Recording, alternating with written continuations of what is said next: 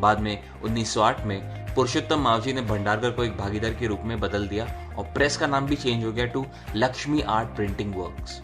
1909 में फाल्के जो है आवश्यक रंग मुद्रण मशीनरी खरीदने के लिए जर्मनी चले गए। हालांकि मुद्रण व्यवसाय में तेजी से वृद्धि हो रही थी, लेकिन जो पार्टनर्स थे उनमें जो है थोड़ा तनाव पैदा हो गया था, मतभेद शुरू हो गए थे जल्दी। इसीलिए फाल्के ने बिना किसी मौद्रिक लाभ का लाभ लिए ही साझेदारी छोड़ने का फैसला कर दिया। लक्ष्मी आर्ट प्रिंटिंग छोड़ने के बाद जो है फाल्के को कई ऑफर्स मिले to start a new printing press. कई फाइनेंसर्स जो है आए, उन्होंने प्रस्ताव रखा, लेकिन फाल्के ने एक ना सुनी। उनको कुछ अभी और ही करना था। And that iconic day came on 14 अप्रैल 1911, जहां वो अपने बड़े बेटे भालचंद्र के साथ जो है अमेरिका के इंडिया पिक्चर पैलेस चले गए, गिरगांव में जो है बॉम्बे में। वहां पर वो पिक्चर देखने चले गए। जो मूवी वहां पे लगी थी इसका नाम था अमेजिंग एनिमल्स। जब अमेजिंग एनिमल्स उन्होंने स्क्रीन पर देखी तो उनके तो होश ही उड़ गए। उन्होंने देखा स्क्रीन पर जो जानवर जो दौड़ रहे, भाग रहे हैं, अपनी अपनी अलग हरकतें कर रहे हैं, वो देखकर वो हैरान हो गए, परेशान हो गए कि ये क्या देख रहा हूँ मैं, ये क्या चमत्कार है। और जब दादा साहब फाल्के और उनके सुपुत्र भालचंद्र जब घर आए, जब उन्होंने किस्सा अपने बाकी के सदस्यों के साथ शेयर किया, तो उनकी बीवी जो है सरस्वती बाई, उन्होंने कहा कि मैं नहीं मानती इन बातों को, ये बिल्कुल असंभव है, ऐसा कुछ नहीं हो सकता। तो इस पर जो है दादा साहब फाल्के ने तय किया कि अब तो मैं पूरी फैमिली को पिक्चर दिखाने लेके चले जाऊंगा। और वो चले गए। पर उस दिन जो है ईस्टर था, इसीलिए वहां पर एक अलग पिक्चर लगी थी और उस पिक्चर का नाम था the life of Christ.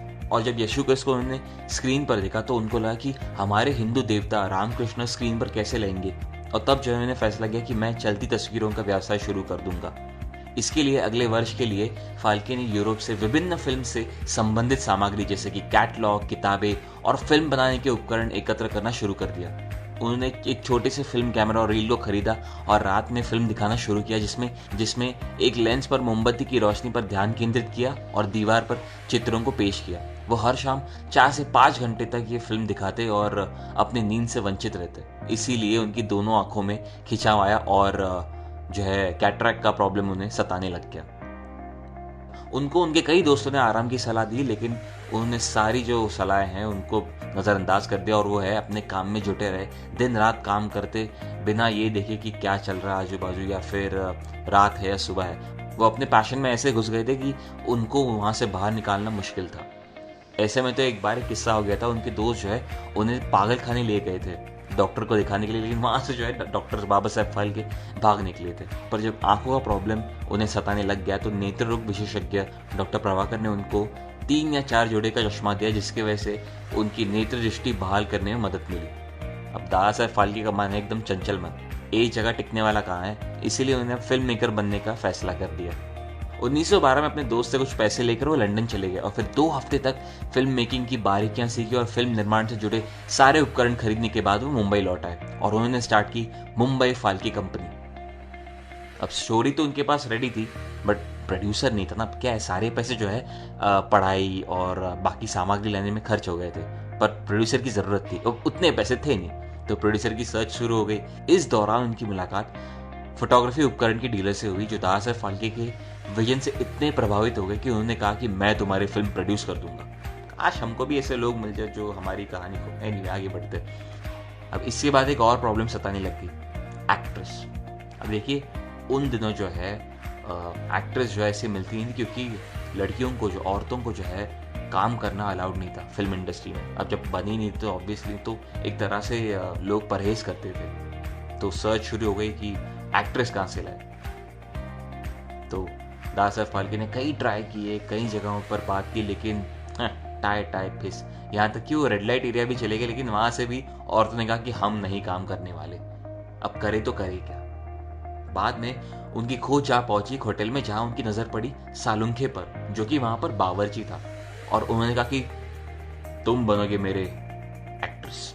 Yes, Salunkhe बन गए उनकी एक्ट्रेस और फिल्म की जो है शुरुआत हो गई। अब दादा साहब फाल्के को कुछ नया देना था, हमारी ऑडियंस को कुछ नया जो लेके आ रहे थे। उनका फिर फैसला ऐसा था, उन्होंने सारी जिम्मेदारी खुद पर ले ली। लेखन, संपादन, छायांकन, सारा काम जो है उन्हें अपने आप पर सौंप दिया। यहाँ तक कि उनकी पत्नी ने भी उनकी काफ़ी हेल्प की। उस दौरान जो है पूरे यूनिट का खाना उनकी पत्नी जो है बनाती थी। सोचिए, 500 लोग का यूनिट होता था वो।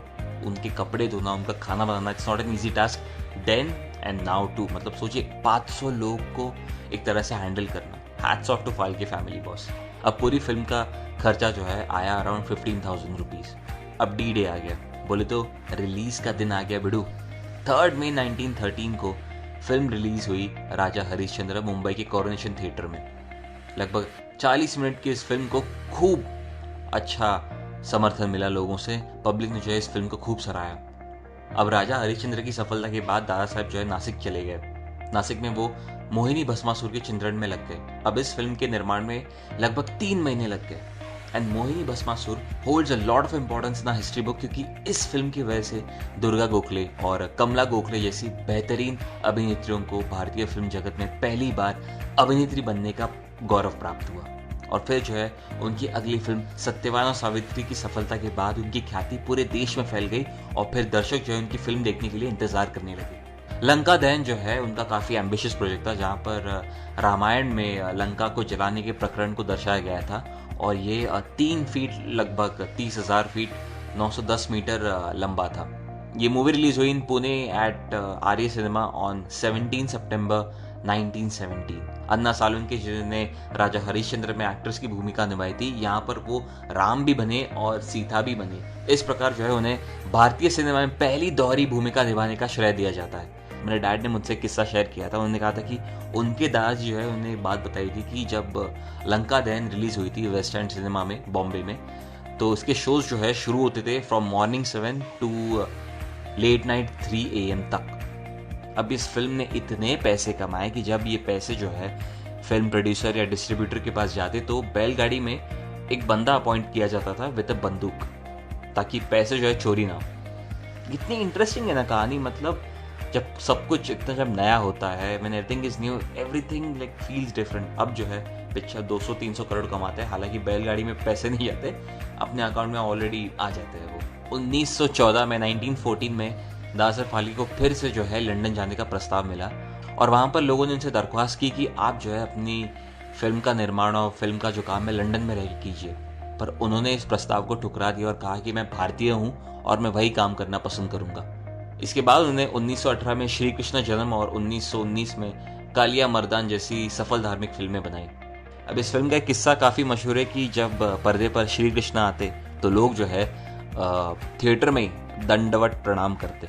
इसके बाद जो है उन्होंने अपनी कंपनी का नाम चेंज कर दिया टू हिंदुस्तान फिल्म्स कंपनी और एक स्टूडियो की स्थापना की। इसके साथ साथ उन्होंने एक इमारत भी खड़ी कर दी फॉर द आर्टिस्ट। कौन करता है इतना ये सब यार, मतलब सीरियसली धन्य हो प्रभु। ऐसे ही 3 दशकों तक दादा साहब फाल्के ने हमें बहुत एंटरटेन किया, कई नई चीज़ें जो है हमारे सामने लाकर रख दी, काफ़ी लोगों को इंस्पायर किया, मोटिवेट किया और आज देखिए बॉलीवुड कहाँ से कहाँ जाके पहुँच गया। उनकी लास्ट फिल्म जो है गंगावत राम, जिसका खर्चा हुआ था somewhere around 2,50,000, was released on 6th August 1937 at the Royal Opera House, Bombay. Gangavataran was the only sound film directed by Phalke. इसके बाद जो है उन्होंने रिटायरमेंट ले ली because of his old age. और फिर जो है 1970 में उनके जन्म शताब्दी पर भारत सरकार ने उनके फिल्म के उल्लेखनीय योगदान के लिए उनके नाम पर दादा साहेब फाल्के अवार्ड की शुरुआत की और अभिनेत्री देवकी रानी इस सर्वोच्च पुरस्कार को पाने वाली पहली कलाकार बनी।